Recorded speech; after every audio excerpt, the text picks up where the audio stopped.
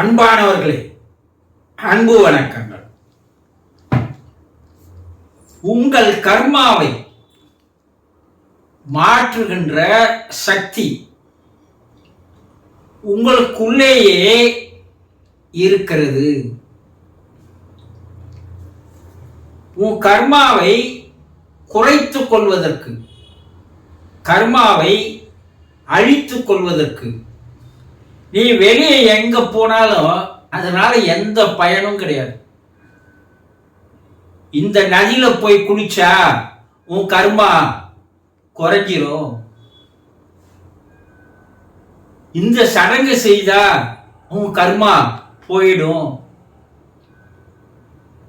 இந்த வேள்வியை செய்தா உன் கர்மா காணாம போயிடும். இந்த பரிகாரங்களை செய்தா கர்மாவானது படிப்படியா குறைஞ்சிரும்.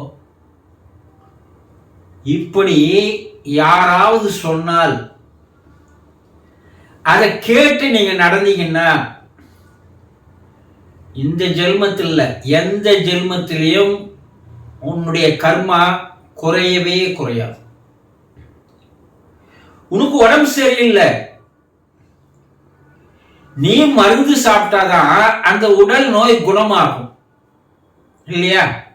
மருத்துவர் மருந்து தான் எழுதி கொடுக்க முடியும். ஆனா அந்த மருந்த எப்போது நீ சாப்பிடுகிறாயோ அப்போதுதான் உன் நோய் குணமாகும். நீ சேர்த்து கொண்ட கர்மாவை வேற எவனாலையும் எதனாலையும் அதை போக்கிக் கொள்ளவே முடியாது. உன்னுடைய கர்மா உன்னிடம்தான் இருக்கு. அந்த கர்மாவை சேர்த்துக்கணும் நீதான் இல்லையா? அந்த கர்மாவை அழிக்க வேண்டியது நீதான். அதுக்காக தான் இறைவன் உனக்கு அறிவை தந்திருக்கிறான். இந்த அறிவு விழிப்புணர்வு இல்லாத நிலையில்தான் நீ கர்மாக்களை சேர்த்துக் கொள்கிறாய். உன் விதி மாறிடும், உன் பாவம் குறைஞ்சிரும், உன் கர்மாவை கரைச்சிடலாம். ஆனா உன்னை என்ன பண்றாங்க? ஏமாத்துகிறார்கள். நீ என்ன பண்ணிடுற? ஏமாந்து போகிறாய். உன் கர்மாவை வேறு ஒருவரால் இல்லை, இன்னும் சொல்ல போன கடவுளால் கூட உன் கர்மாவை குறைக்க முடியாது. கடவுள் தான் சொல்றா, எப்பா கர்மாவை சேர்த்துக்கிறது நீ, கடன் வாங்கியது நீ, நீ வாங்கின கடனை நான் அடைக்கணும்னு சொன்னா எந்த வகையில நியாயம்? இததான் கடவுள் கேட்கிறான். நீ தெரிந்தே செய்த செயல்களின் விளைவாக உனக்கு அந்த பாவங்கள் என்று சொல்லக்கூடிய, விதி என்று சொல்லக்கூடிய, சமஸ்காரங்கள் என்று சொல்லக்கூடிய, பதிவுகள் என்று சொல்லக்கூடிய அனைத்தையும் யார்கிட்ட பதிவு பண்ணிக்கிற? நீ தான் பதிவு பண்ணிக்கிற. நீ வாங்கின கடனை என்னை அடைக்க சொன்னா எப்படி அடைப்ப? ஆனா அந்த கர்மாவை அழித்துக் கொள்வதற்கு, குறைத்துக் கொள்வதற்கு, காணாமல் போவதற்கு அறிவு என்ற ஒன்றை உனக்கு நான் தந்திருக்கிறேன். அதை ஏன் பயன்படுத்தாதே இருக்கிற? அதை கொஞ்சம் விழிப்புணர்வுக்கு எடுத்துன்னு வா. அதை விழிப்புணர்வுக்கு எடுத்துன்னு வந்தா நீ இதுக்கு மேல அந்த கர்மாக்களை சேர்த்துக்காத அளவுக்கு உனக்கு ஒரு அவேர்னஸ் கிடைக்கும். எதை செய்யலாம், எதை செய்யக்கூடாது, எது பாவம், எது புண்ணியம், எது நல்லது, எது கெட்டது, இதையெல்லாம் சிந்தித்து பார்க்கின்ற செயலை உன்னுடைய அறிவு சரியாக செய்தால் அப்ப நீ என்ன பண்ணுவ? கெட்டதை செய்ய மாட்ட. அப்போ உனக்கு பாவங்கள் சேராது. சரி, இது வரைக்கும் சேர்த்துக்கணும் வந்துட்ட, தெரியாது சேர்த்துட்ட, தெரிஞ்சும் சேர்த்துட்ட. அப்ப எப்படி குறைப்பது என்றால் அந்த அறிவை பயன்படுத்தினால் உனக்குள்ள ஒரு சக்தி இருக்கிறது. அந்த சக்தியை கொண்டு உன்னுடைய கர்மாவை உன்னால் கலைந்து கொள்ள முடியும். ஆனா அந்த சக்தி வேலை செய்வதற்கு நீ என்ன பண்ணணும்னா ஒரு கலையை, ஒரு பயிற்சியை நீ கத்துக்கினே ஆக்கணும்.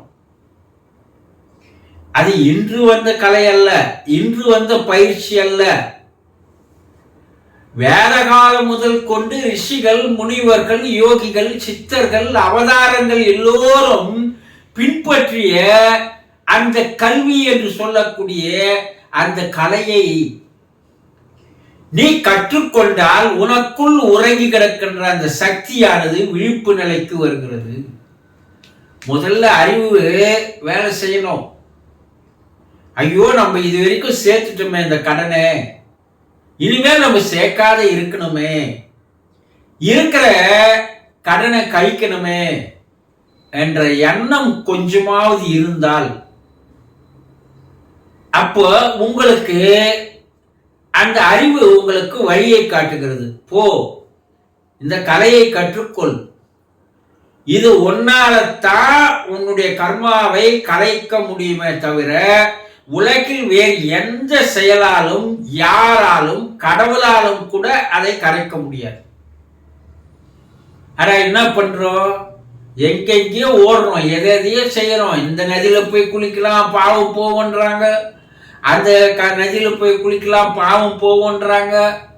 இல்ல இந்த கோயிலுக்கு போய் வந்தா பாவம் போவோன்றாங்க. எல்லாம் சொல்றாங்கன்னு ஊர் உலகெல்லாம் சுத்துற. ஆனா உனக்குள்ள இருக்கிற அந்த சக்தியை நீ உணர்வதே இல்லை. உன்னை குழப்பறான், எல்லாருமே உன்னை குழப்பறான், நீயும் குழம்பி போற.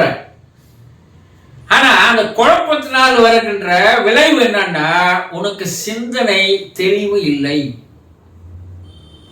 அப்போ உன்னுடைய சக்தி செயல்பட வேண்டும், அந்த சக்தி அதிகரிக்க வேண்டும். என்ன தியானம் என்ற, தவம் என்ற ஒரு கலையை நீ கற்றுக்கொண்டே ஆக வேண்டும். அது மட்டும்தான் உன்னுடைய கர்மாவை, ஏற்கனவே நீ சேர்த்து வந்திருக்கின்ற அந்த பாவங்களை, கர்மாக்களை அது கரைக்கிறது. அந்த சக்தி அக்னியாக மாறுகிறது. அதுல அந்த பாவங்கள் பொசுக்கப்படுகிறது, எரிக்கப்படுகிறது. ஏன்னா ரெக்கார்ட்ல இருக்கு, பதிவுல இருக்கு. அந்த பதிவை நீ டெஸ்ட்ராய் பண்ணணும், கம்ப்ளீட்டா டெஸ்ட்ராய் பண்ணணும். மறுபடியும் அது என்ன பண்ணக்கூடாது, அதை பார்க்க கூடாது. அது மறுபடியும் செயலுக்கு வரக்கூடாதுன்னா அது எரித்தால் ஒழிய அது செயலுக்கு வராது. அப்ப அந்த எரிக்கின்ற அந்த உள்ளே இருக்கிற அந்த அக்னி என்ற தீயானது, இததான் தவத்தீ என்று சொல்லுவார்கள். உள்ளுக்குள்ளவே அந்த அக்னியானது, தீயானது சக்தியாக மாறி உன்னுடைய பதிவுகளை எல்லாம் டெஸ்ட்ராய் பண்ணுது.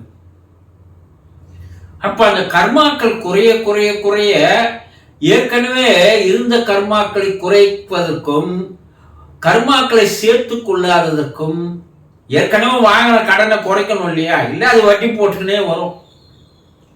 இந்த கடனை அப்படியே வச்சுக்கின்னு மேல கடனை வாங்கிக்கிட்டே இருந்தீங்கன்னா ஏற்கனவே இருக்கிற கடன், இப்ப சேர்ந்த கடன், 2 கடன் சேர்ந்து உங்களை மேலும் என்ன பண்ணும், வாழ்விடாமல் உங்களை அலைக்கழிக்கும், அழிக்கும். இந்த 2த்தையும் கடனையும் எடுத்துக்கிட்டு நீ எங்க போறன்னா மறுபிறப்புக்கு போற. திரை இறைவன் என்ன சொல்ற, எப்பா ஏற்கனவே இருக்கிற கடனை கழிச்சுட்டு வா, நான் உன்னை என்கிட்ட சேர்த்துக்கிறேன். அது வரைக்கும் நீ என்கிட்ட வராது. நீ எப்போ கடன்காரனா இருக்கிறியோ அது வரைக்கும் நான் உன்னை சேர்க்க மாட்டேன். நீ என்ன செய்தாலும் நான் சேர்க்க மாட்டேன் அப்படின்னு சொல்கிறார்கள். ஆக உன் கர்மாவை கலைத்துக் கொள்வதற்குண்டான சக்தியானது, ஆற்றலானது, எனர்ஜியானது உனக்குள்ளேயே அது ஒரு ஜீவ சக்தியாக, பயோமேக்னட்டாக இருந்து கொண்டிருக்கிறது. அத நாம் எப்படி அதிகரித்துக் கொள்வது, எப்படி உறங்கி கிடக்கின்ற அந்த தீயை எரிப்பு நிலைக்கு எடுத்து வருவதுன்னா அதற்கு தியானம் ஒன்றுதான் உங்களுடைய கர்மாவை களையுமே தவிர வேறு எதால் மூலமாகவும் உங்களுடைய கர்மாவை கலைத்து கொள்ள முடியாது, கரைக்க முடியாது என்பதை தெளிவாக தெரிந்து கொண்டவர்கள் தான் அவதாரங்கள். அவங்க வழியை காட்டிட்டு போயிருக்கிறாங்க, ரிஷிகளும் காட்டிட்டு போயிருக்கிறாங்க. ஆனா நம்ம அதையெல்லாம் என்ன பண்றோம், ஒரு வேடிக்கையாக பார்க்கிறோமே தவிர அதை வழக்கமாக மாற்றிக்கொள்ளாதவரை நீ பல பிறவிகளை எடுக்க வேண்டியது வரும் என்பதை புரிந்து கொள்ளுங்கள். சந்தோஷம்.